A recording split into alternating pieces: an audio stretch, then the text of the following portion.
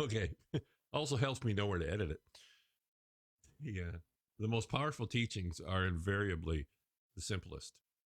Now, important to remember that simple doesn't mean easy. I remember, well, me in documentaries and things like this, and it was about a Buddhist temple or monks or, some of them type fellers up in this temple, and they would practice. It was martial arts, and they would practice like one move for like literally years, and they would just go over and over and over and over and over again. And I find in our culture, Western culture anyway, we're in such a hurry to get to the end so we can get on to the next one. It really is like a shopping list. Well, I got to do this so I can get to this, so I can get to this, so I can get to this. And once you've got this, so if in your shopping list you got to pick up eggs, well, once you picked up eggs, why would you go back to the dairy where the eggs are? Because you've already got eggs, and that works really well if you're picking up eggs. Well, when you're growing, expanding, evolving, and learning, that does us a great disservice. You've heard me say this many times. I call it the lost art of studying. Is taking the same truth, the same principle, reading the same book again. And I hear this so many times. The people that I watch on YouTube, listen to, and things like that. And there'll be maybe one book or two books or something like that. And they'll have read that book over and over and over again, or watch the video or the whatever it is over and over and over again, because they've understood that. And it really makes sense, because when you change, then your relationship with everything around you changes, including the teachings that you've been taught. And so the topic for this one, it popped up in my awareness again this morning. And this is one that we all know, we probably all talk about. For me, it's one of the biggest challenges. And that is, oh, Mike, is it Mike Dooley? Mike Dooley, I think. He talks about the cursed hows.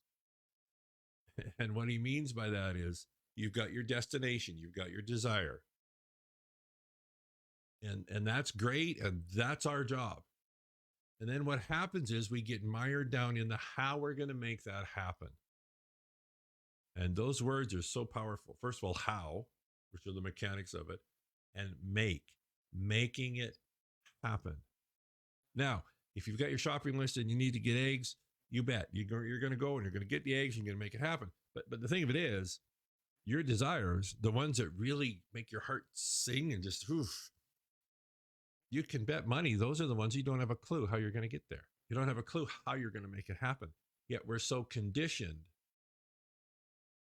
to slip over into that, how am I going to make this happen?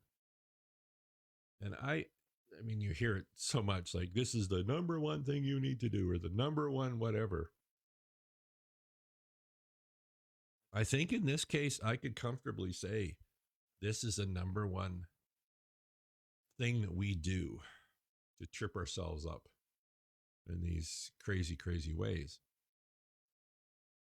And that's, we try and figure out, or even thinking about how it's going to happen. Now, that was really good. So there's trying to make it happen, doing this, figuring this out, strategies, whatever. And then there's just even wondering how it's going to happen. So when you think about it, even that takes you from that desire and feeling it, right, as though it has already happened, right, the feeling of it. And now we're thinking about how it's going to happen. So as soon as we do that, we introduce congestion, we introduce restrictions, we introduce confusion, we introduce static, all that kind of stuff. And now, especially now, your job, again, if it's, right, I need to pick up eggs or whatever, but those deep desires that you have, your job is to stay the hell away from even thinking about how it's going to happen, because you're not going to be able to figure it out. Because by definition, these desires are ones that you are not capable of. using your logic, using the tools that you're aware that you have, using the mechanics out here to make it happen. You're not going to be able to do it. And even thinking about how it's going to happen, especially now, is introducing that distortion in that vibration that you're radiating out. And I really, as I thought about that this morning, I am really confident that's the number one thing that we all do, me included. Again, this was a really important clarifier for me just now. It's not even just figuring out how I'm going to make this happen, but even thinking about how is it going to happen. So there is, how am I going to make this happen? So there's that. And then there is, how is this going to happen? Both of those introduce, again, distortion in that energy that you're radiating out, which is why clarity is like the number one power right now. Clarity in your thinking and clarity in the feelings that you're feeling, the sensations that you're feeling in your body. So important right now. Because, and again, this is stuff you guys have all heard. I know I've heard it, but we can study this for the rest of our lives and it would be time well spent. Your power is right now in this present moment. And what is the frequency that you're radiating out? What is the program that you're radiating out? Right? Your thoughts, the theme of your thoughts create the program. The feelings that you're feeling are the transmitter that radiate that out. And the creative flow, is the words that we use, is listening to the program that you're radiating out.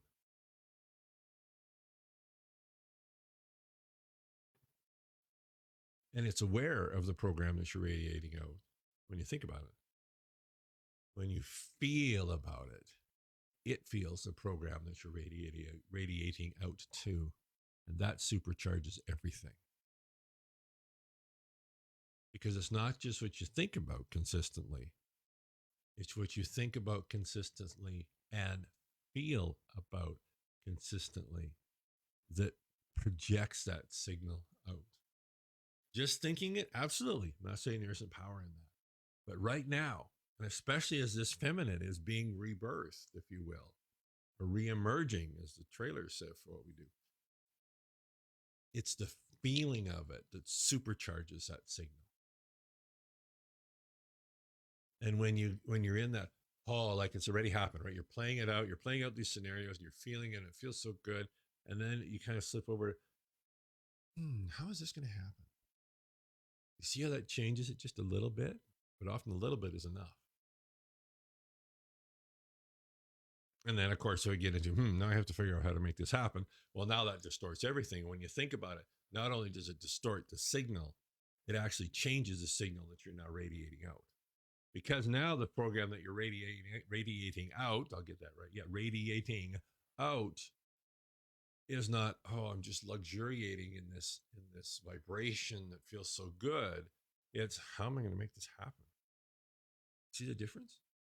And right now, subtleties are significant, hugely significant.